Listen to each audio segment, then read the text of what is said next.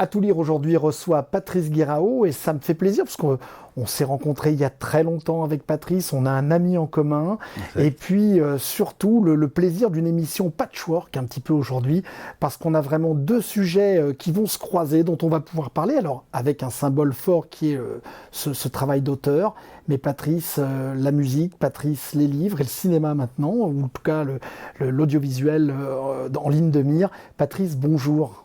Bonjour, cette présentation. Incroyable, tu incroyable, vois. Ouais, bonjour. Voilà. Et surtout, Patrice, alors avant de parler de littérature et des différents bouquins, parce qu'il y en a eu plusieurs, moi je voudrais revenir sur la musique. Auteur de nombreux succès de la chanson française.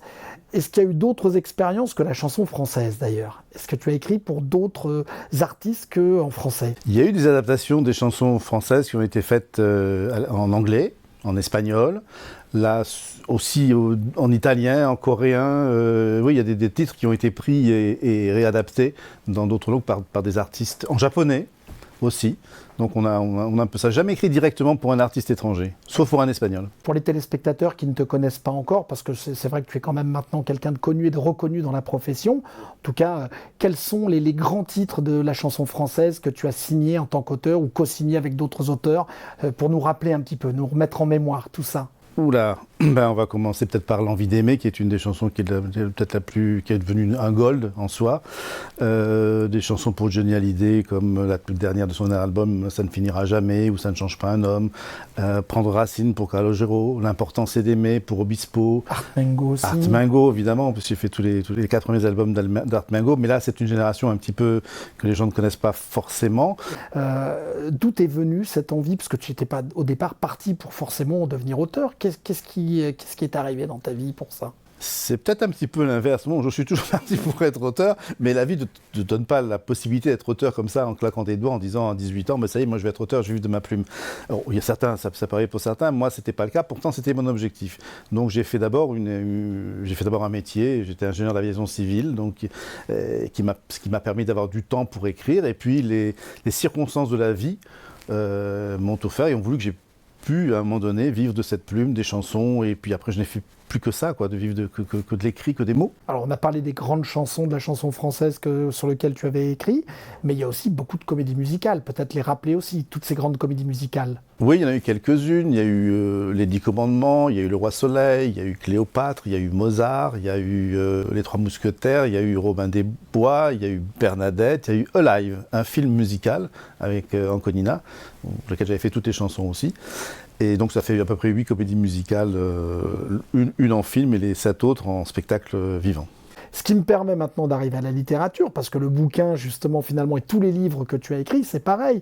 Aujourd'hui, la lecture, est-ce qu'on trouve encore suffisamment, je fais exprès, des lecteurs? Est-ce qu'on arrive à un auteur qui marche bien, on gagne bien sa vie avec des bouquins, en écrivant des livres?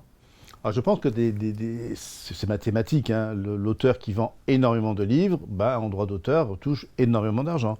L'interprète, le chanteur qui vend énormément de disques gagne énormément d'argent.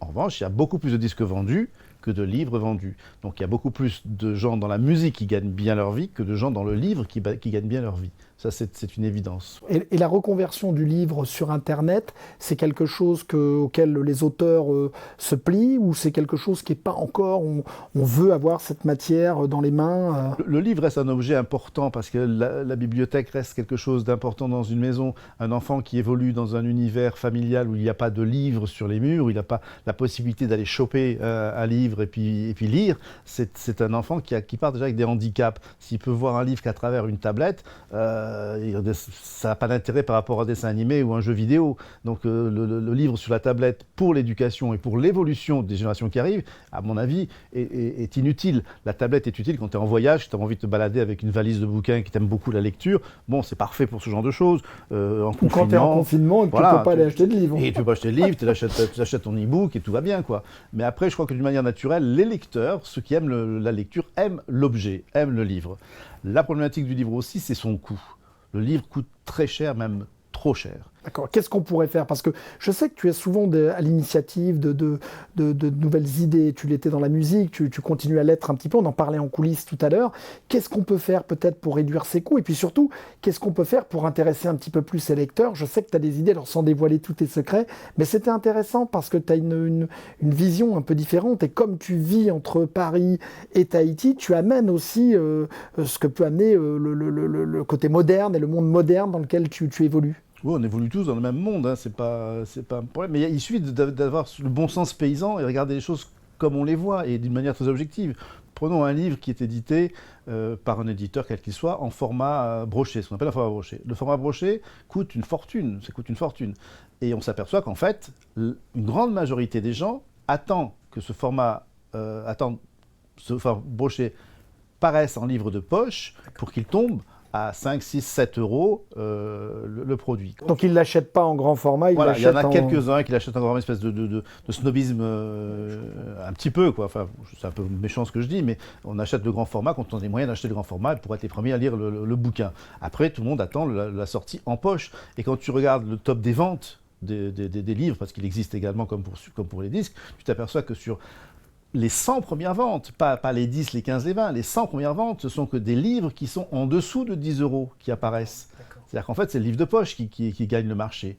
Donc l'idée, ce serait peut-être même pour les grands éditeurs de passer directement à des produits qui sont abordables pour essayer de ramener une population à la lecture. Ceux qui attendent un an pour lire un bouquin qu'ils ont vu parce qu'il est trop cher pour leur bourse, ils pourront l'acheter tout de suite.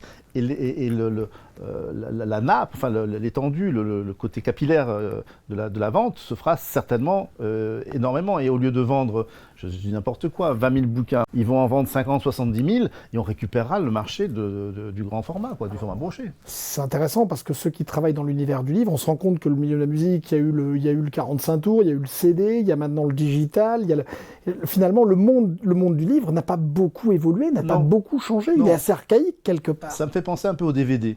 D'accord. À l'époque où le DVD sortait, les DVD coûtaient une fortune à la sortie. D'abord, le DVD sortait que 3 ans ou 4 ans après le film. Pendant longtemps, il était à 20 euros, je ne sais trop quoi. Puis à un moment donné, le DVD tombe à 5 euros. Et là, tout le monde l'achète.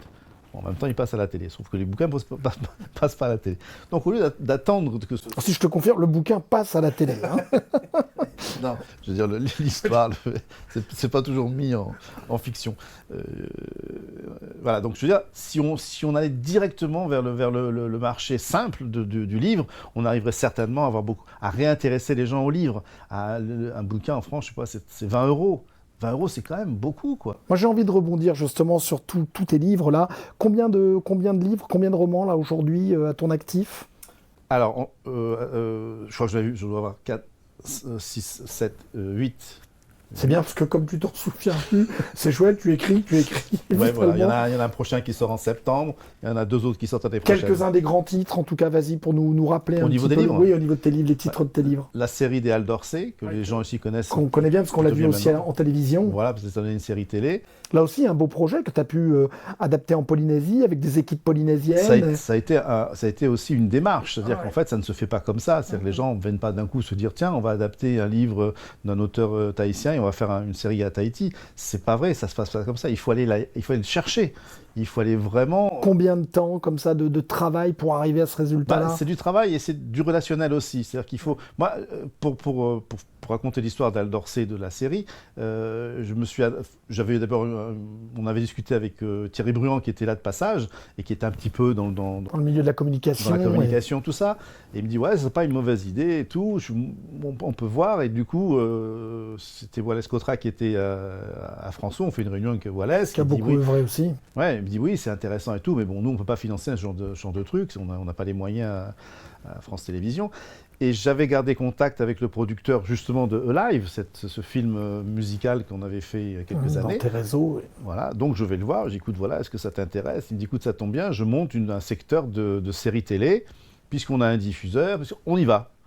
Et c'est parti comme ça, mais ça demande quand même, ça tombe pas du ciel, rien ne tombe du ciel. Oui, c'est beaucoup de travail. C'est beaucoup de travail. Est-ce que le fait de transformer un livre, une histoire, en film ou en téléfilm, permet de rebooster les ventes d'un livre ou pas du tout? Est-ce qu'il y a un impact? En tout cas, il y a des ponts entre l'un et l'autre. Oui, il y a un impact Sur les ventes certainement, bien sûr, mais ça a un autre impact aussi, c'est sur l'intérêt que peuvent avoir des maisons en métropole sur ce type de produit.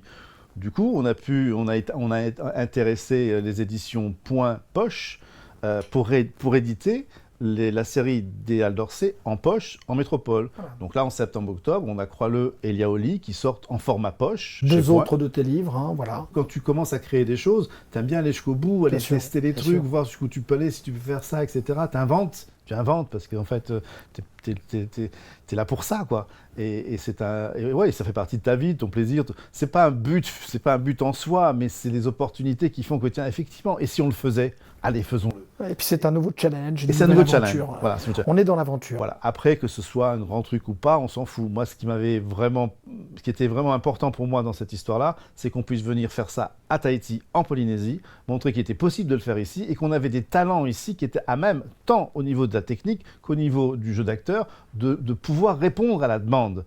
Il se trouve que les producteurs en métropole m'ont dit, nous on fera, si on met les deux acteurs principaux métropolitains qui auraient déjà fait des petits...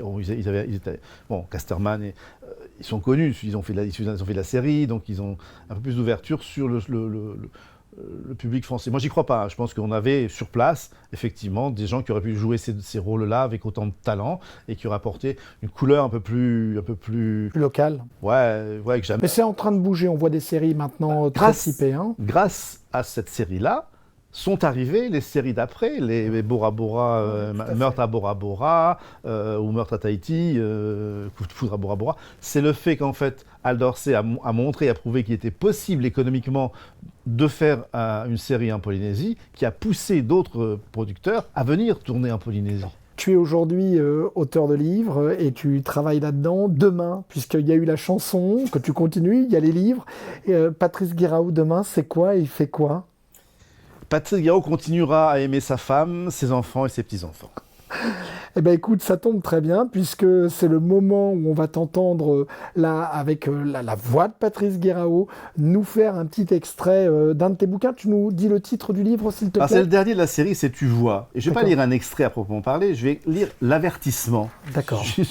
Vas-y, avertis-nous. Ça donne un peu le ton de la série, et du coup, on n'a pas besoin de lire d'extrait.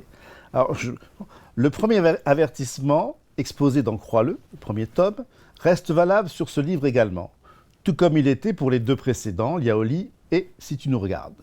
L'auteur tient à préciser de plus que les anachronismes ont été vérifiés, les erreurs validées, les mensonges certifiés, pas une maîtrise qui ne soit correcte, une mystification conforme, une inexactitude qui n'ait été respectée, une stupidité qui ne soit vraiment stupide, pas une fumisterie qui n'ait été testée, roulée dans du papier bison, pas une faute d'orthographe qui ne sera traitée avec une inflexible mauvaise foi de coquille dont l'éditeur sera considéré comme seul responsable.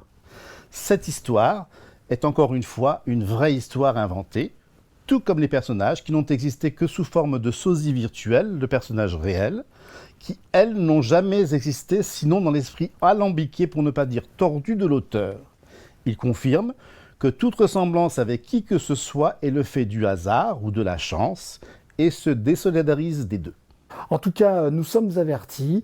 C'était un plaisir, Patrice, de t'avoir. Il faudra suivre de très près, là aussi, l'évolution de ce monsieur Guiraud entre musique, bouquins, cinéma.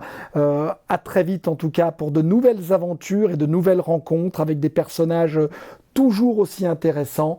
C'est à tout lire et c'est très bientôt sur TNTV.